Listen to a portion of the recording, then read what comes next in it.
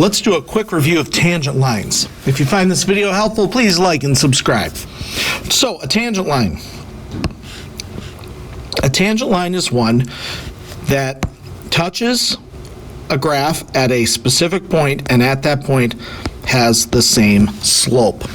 So, every line needs a point and it needs a slope. And that is the way I would attack every single tangent line. So the easiest possible problem they could ask is something like, we have a curve 3x cubed plus 4x squared. Let's call that y. Find the tangent at x equals 1. So again, you should be thinking, I need a point and I need a slope.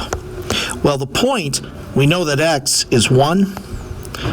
To find y, we would simply plug 1 in to this. So 3 times 1 cubed plus 4 times 1 squared is 7. We have our point. Now the slope, in calculus, slope means derivative. Whenever you see the word slope, you should be thinking derivative. So the slope means find the derivative, y prime, and evaluate that at the same value, x equals 1. Now, sometimes, of course, if it's an implicit curve or something, you might have to plug in that 7 y value as well. So I usually like to say we're evaluating at that whole point. So our derivative is 9x squared plus 8x. We evaluate that at the point 1, 7. Of course, we only are a function of x, so we just plug that in, and we get a slope of 17. So our tangent line, lots of ways to write this. I would recommend point slope, and I like to write point slope as y equals the slope, x minus the x coordinate plus the y coordinate. But you'll certainly see some textbooks that say we write our point slope, like that. Another variation of this would occur if you were given a graph. And oftentimes you're given a graph like this, and you're told this is the graph of f prime, or the derivative graph.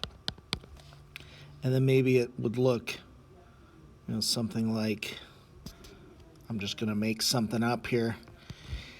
And maybe you're told that the original function had a value, f of negative 2 is 7. Find the tangent line at negative 2. So again, I always go to think, all right, every line needs a point and it needs a slope. They told me that when x is negative 2 in this original function, that y is 7. The slope means derivative. I need the value of the derivative at this point, negative 2, 7. So I come over here to the derivative graph, and I say, well, at negative 2, the value of the derivative is 1. So to make our tangent line, we'd say, well, we've got y equals the value of the derivative, x minus the x plus the y. So the thing to always remember in problems like this is our line needs two things. It needs a point and it needs a slope. The point we would get from the original function, and the slope always means use the derivative.